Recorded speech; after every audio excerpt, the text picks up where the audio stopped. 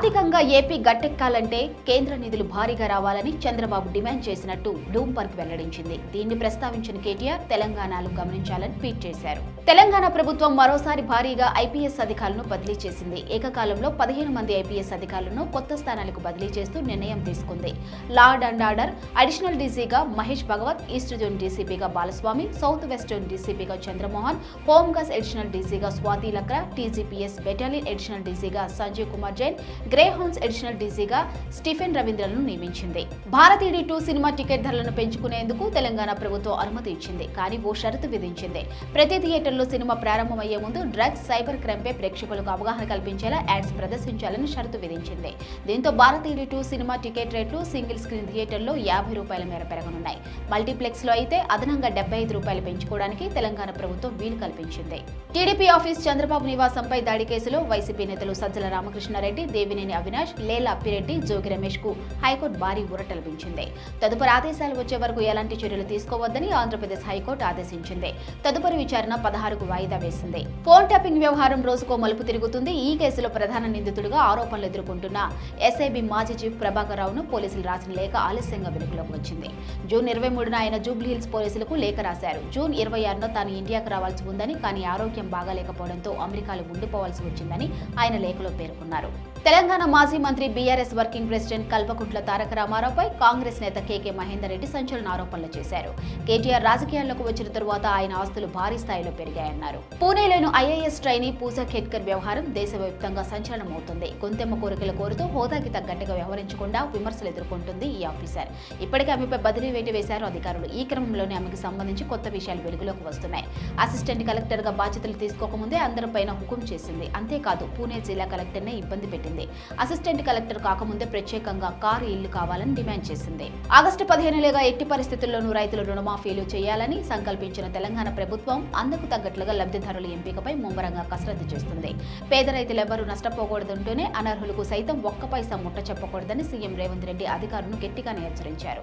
దీంతో రైతు రుణమాఫీ మార్గదర్శకాలపై అధికారులు కసరత్తు చేస్తున్నారు. ఆదాయ పన్ను చెల్లింపుదారులను, రాజకీయ నేతలను, ప్రభుత్వ ఉద్యోగులను మినహాయించే అవకాశాలు ఉన్నాయి. అయితే ఐటీ రిటర్ను దాఖలు చేసే రైతులు, చిరు ఉద్యోగులను మాత్రం ఇందులో నుంచి మినహాయించే అవకాశాలు కనిపిస్తున్నాయి. నీట్ పేపర్ లీక్ పై సీబీఐ ఓ స్టేటస్ రిపోర్ట్ తయారు చేసింది. ఈ పేపర్ సోషల్ మీడియాలో లీక్ అవ్వలేదని, అలాంటి ఆధారాలు ఏమీ కనిపించలేదని స్పష్టం చేసింది. వ్యవహారంపై విచారణ కొనసాగుతుంది. ఇప్పటికే పార్లమెంట్ సమావేశాలు దీనిపై పెద్ద ఎత్తున అలజడి రేగిందని, ఆ తర్వాత సుప్రీంకోర్టు కూడా దీనిపై విచారణ చేపట్టింది. పేపర్ లీక్ ద్వారా ఎంతమంది లబ్ధి పొందారో గుర్తించారని కేంద్రాన్ని ప్రశ్నించింది. పేపర్ ఎలా లీక్ అయిందో తెలుసుకోవాల్సిన అవసరమూ ఉందని స్పష్టం చేసింది. ఆంధ్రప్రదేశ్లో మీడియా స్వేచ్ఛ లేదంటూ మాజీ సీఎం జగన్ చేసిన ట్వీట్ బుధవారం ఓ పత్రికా ఆఫీసర్పై టీడీపీ శ్రేణుల దాడి నేపథ్యంలో సీఎం చంద్రబాబు కీలక పోస్ట్ చేశారు. ఐఏఎస్ ఆఫీసర్ అంటూ మోసం చేసి పెళ్లి చేసుకోవడంతో పాటు అదనపు కట్నం కోసం వేధించిన ప్రభుత్వుడి నిర్వాకం వెలుగులోకి వచ్చింది. భార్య నుండి 2 కోట్లు కూడా కొట్టేశాడు. 2 కోట్ల రూపాయలు ఇచ్చిన తర్వాత కూడా భర్త తన సంపాదించిన డబ్బులు తీసుకురాకపోవడంతో పాటు రకరకాల కథలు చెబుతూ ఉండటంతో భార్యకు అనుమానం వచ్చింది. అతడి గురించి వాకప్ చేయడం మొదలుపెట్టింది. ఈ క్రమంలోనే భర్త ఐఏఎస్ ధ్రువపత్రంతో పాటు రేడియాలజిస్ట్ సర్టిఫికేట్ నకిలీవని శ్రావణి గుర్తించింది.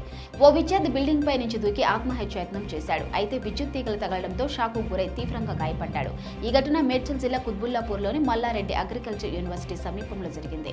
తెలంగాణలో గ్రూప్ 2, గ్రూప్ 3 ఎగ్జామ్స్ వాయిదా వేశారని ఓ సర్క్యులర్ వైరల్ అవుతుంది. అయితే గ్రూప్ 2, గ్రూప్ 3 వాయిదాపై నిర్ణయం తీసుకోలేదని టీజీపీఎస్సీ తెలిపింది. తెలంగాణలో త్వరలో జరగనున్న గ్రూప్ 2, గ్రూప్ 3 పరీక్షల తేదీలు మార్చేందుకు ఎలాంటి నిర్ణయం తీసుకోలేదని స్పష్టం చేశారు. అనంత్ అంబానీ, రాధికా మర్చెంట్ వివాహ వేడుకలు ప్రారంభమయ్యాయి. జూలై 8న యాంటియాలోని తన ఇంట్లో కొడుకు అనంత్ అంబానీ, రాధికా మర్చెంట్ల హల్దీ వేడుకను ముఖేష్ అంబానీ నిర్వహించారు. తాజాగా రాధికా మర్చెంట్ హల్దీ వేడుక ఫోటో రివీల్ చేసింది.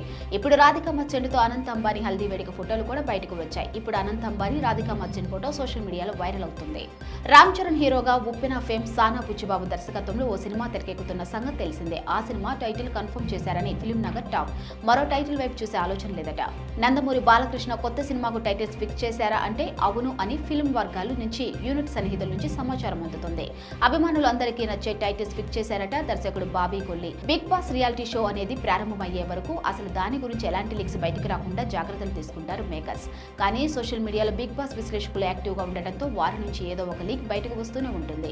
ఏపీలో గత వైసీపీ పాలకులు వీరప్పన్ వారసులని ఎర్రచందనం పేరుతో జాతీయ సంపదను దోచుకున్నారని కేంద్ర హోంశాఖ సహాయ మంత్రి బండి సంజయ్ సంచలన వ్యాఖ్యలు చేశారు.